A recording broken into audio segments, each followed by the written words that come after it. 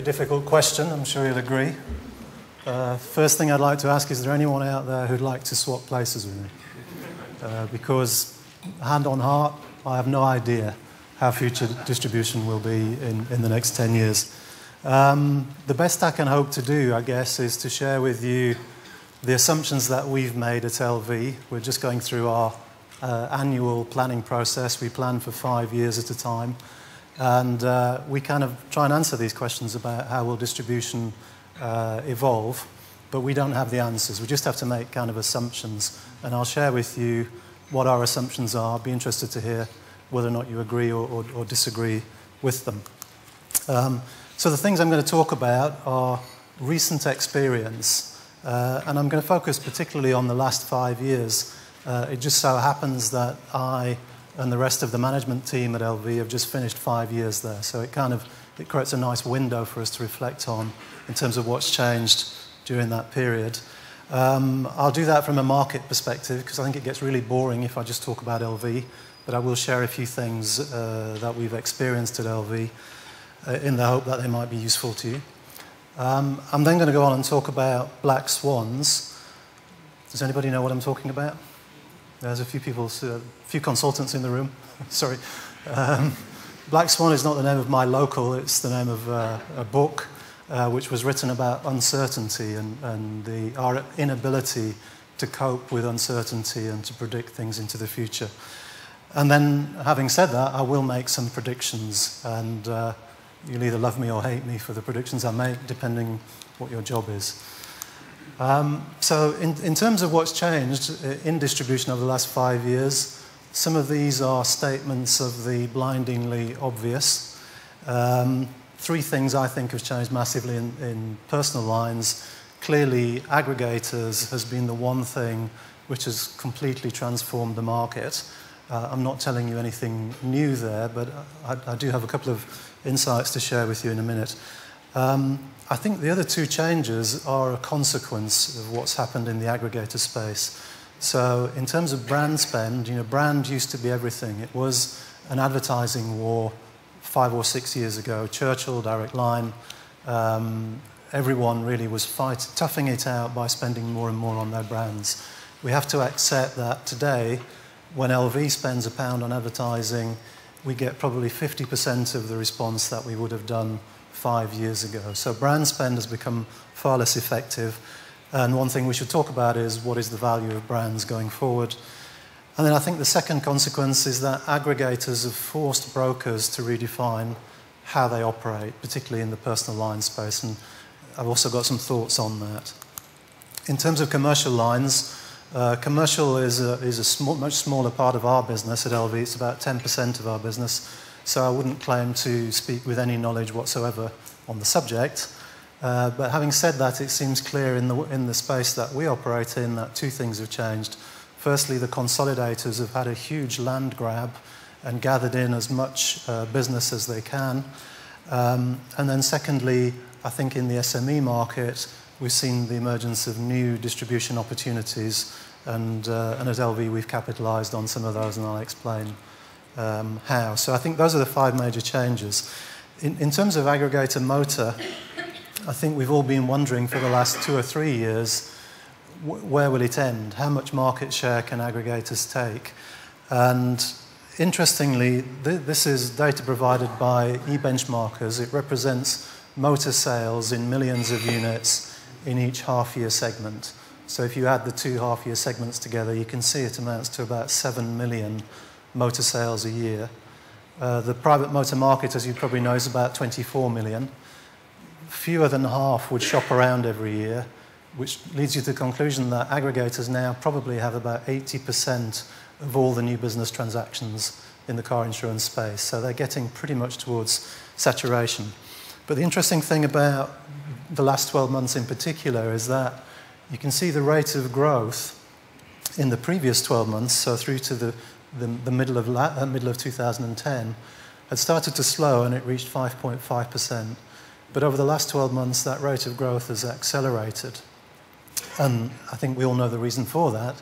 It's because rates have hardened so much in the market, forced all of us, with our own insurance renewals dropping on the doormat, you look around, and I have to confess, I took one of my cars away from LV and insured it with the RAC because it was about half the price.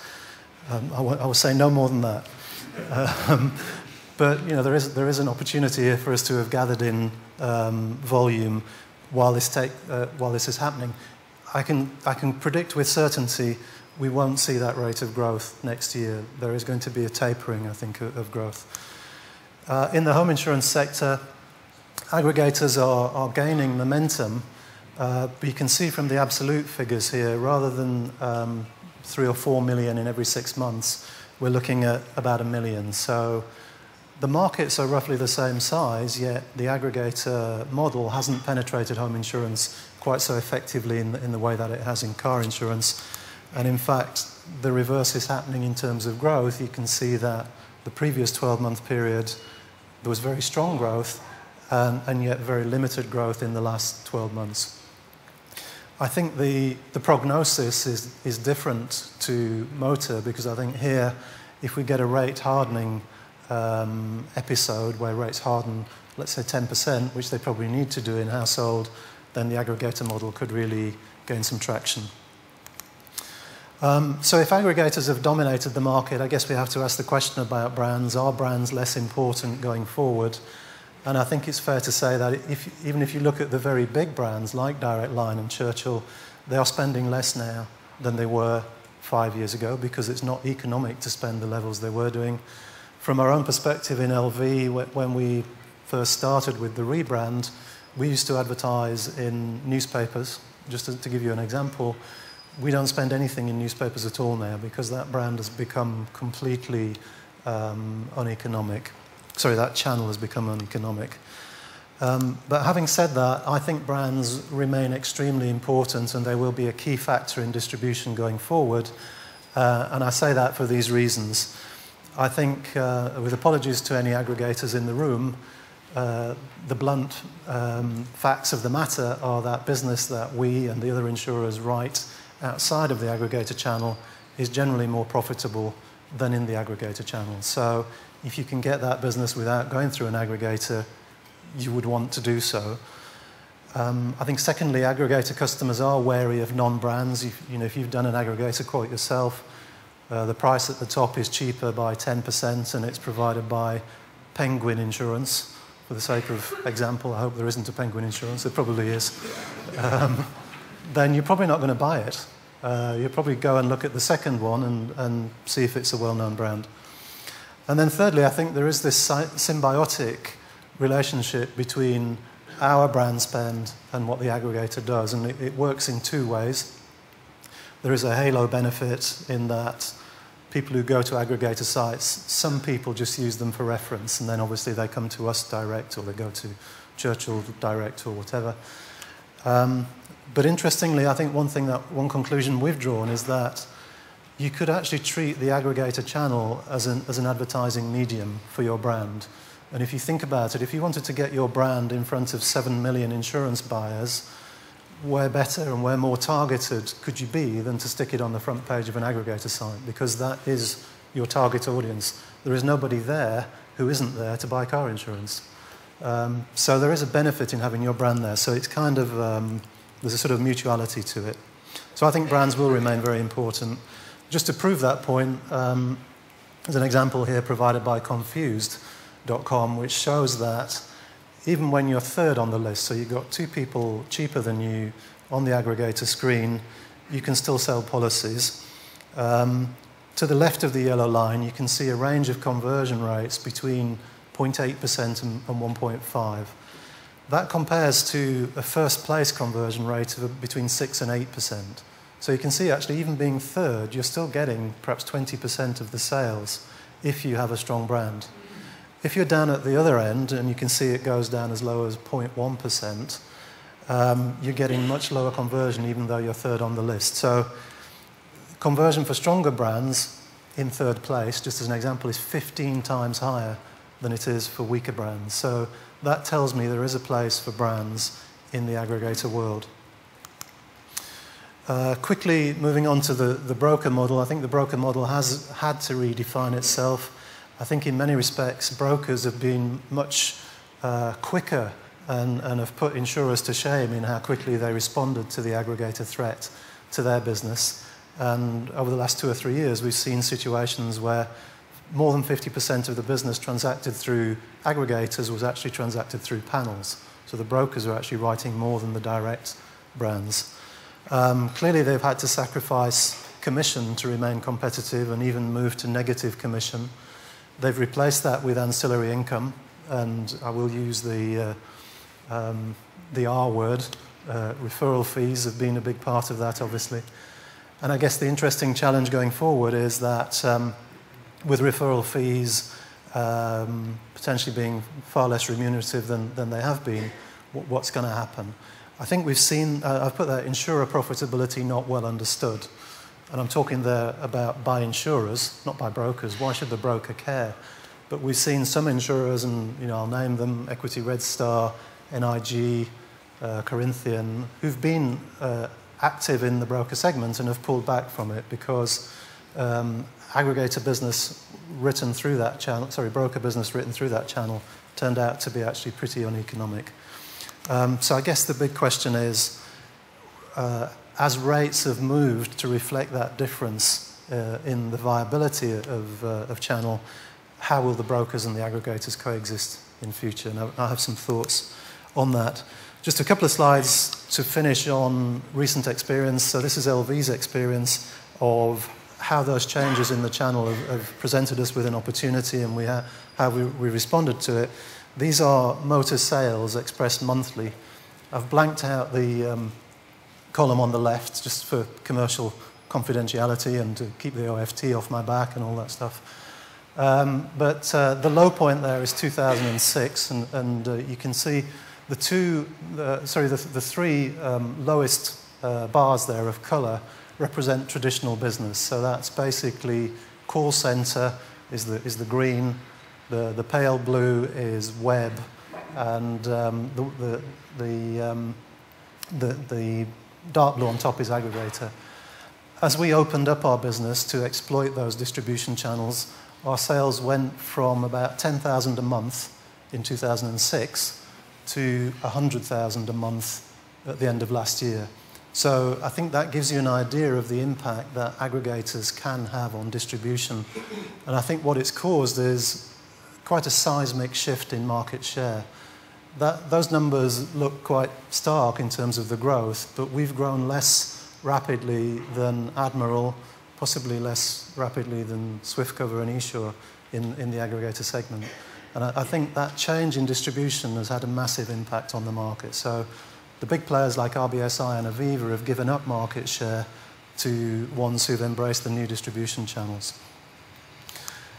Slightly less radically in the SME space, I think the thing that has been most beneficial to us has been the fact that SME business has gone online. Brokers have found it very attractive to trade online, either using insurers' own portals, we have an LV broker portal, but also using software houses like Acturis and SSP and so on.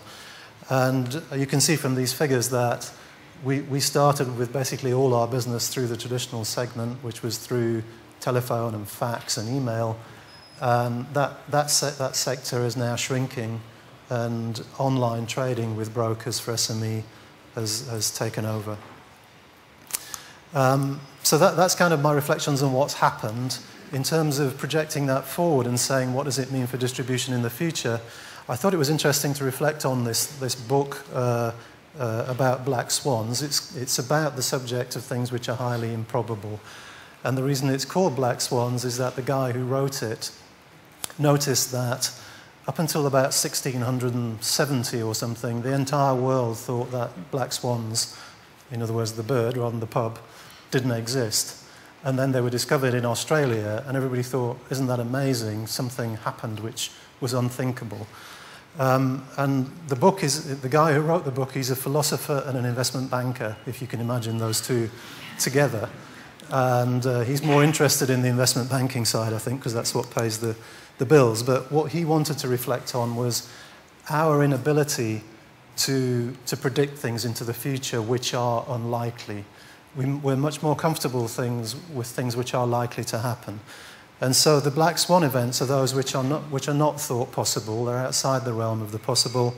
They have an extreme impact, but afterwards we can always rationalize why they took place. And there are some examples here. In the interest of time, I'll just pick out one, but if you think about 9/11, it was unthinkable, it wasn't anticipated, otherwise something would have been done about it. It had a massive impact, but afterwards everybody said, well, actually we could understand why that happened. To make it real for us, we have to think about it in terms of what are the black swans of insurance and what might be the next black swan.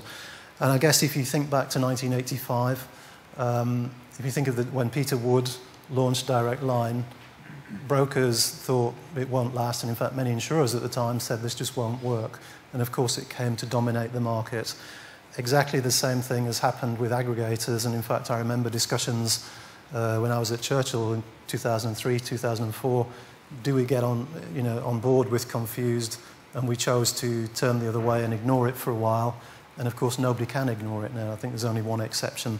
They're still doing so. So again, aggregators couldn't have been anticipated. We all wrote it off, but it's had an absolutely huge impact. And I think one of the things for us to consider is what's the next black swan in the insurance segment. So I think to give you some predictions and based on the assumptions we've made in our business plans, it seems to me there are 5 big questions that we've had to consider. First one is, how will the aggregator model evolve? Although it's been very successful, it's not very profitable. It hasn't engendered customer loyalty, and I think customers have a very dispassionate relationship with aggregators. There are challenges for the broker model, given what we said about profitability. I think in commercial lines, the big question is, will SME move to direct or not? Will Direct Line for Business, etc., continue to be successful? And will insurers continue to own or buy brokers? So just a few thoughts on that. I think in the aggregator world, I think competition is going to increase hugely going forward for these reasons. I think the quote volumes, it's had a purple patch because of rate hardening. I think when rates soften or fall, as they are starting to, there'll be less aggregator business around. Just at a time when Google are about to enter the market through Beat That Quote, and then we have Covéa coming in, so it could get pretty nasty. And I think also at 80% of new business, aggregators are probably reaching saturation point. Some of the things that we've thought they might try to do, one thing that you would expect them to do is try to own the customer relationship more, perhaps to be more actively involved in renewal. Another option would be for them to actually take on board the ancillary products themselves, in the same way that a broker sells his own breakdown or legal expenses or his installment financing. Aggregators may look at that. And they may look at deepening the insurer relationships that they have, and some of them are already starting to sell additional data insights to insurers. I think the challenge for them in adopting those countermeasures is the fact that they're now going to be sharing the market between 5 or 6, so there's going to be a lot of competitive pressure. In terms of the broker model, I think the referral fee ban will hit margins, and commission income will come back. I won't go through those in the interest of time, but I think my conclusion is the broker model will prevail, as it always has done. It's such an entrepreneurial segment of the market. Brokers will always find a way to make money. I'm hurrying because the red light is flashing at me now, so I'll just get the key points across and then I'll sit down. I think the shift online will accelerate in SME, but I don't believe the market will go direct. I think the end customer is too uncomfortable with buying direct in any kind of scale. In terms of consolidators, I think the model is now mature and very few other people will come into that market. I think it's quite stressed at the moment in terms of profitability. And I hesitate to say this with Amanda sat next to me on the platform, but I think insurers won't buy brokers anymore, and I think some of those who own them might sell them. So the final thing, the black swan, what will the next black swan be? I think by its very nature it's unpredictable, so we just don't know. But there are some things which I think might help identify the route it would take, and I think it will have to be customer friendly. Things which make it easier for customers to do business are the things which will happen, and it will undoubtedly be influenced by data and technology.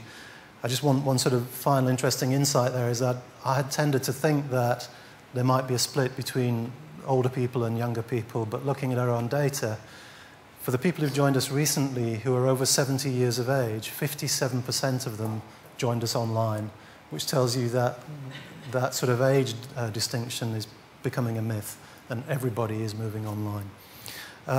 That's all I've got to say. Thanks very much for listening and happy to take any questions later on. Thank you.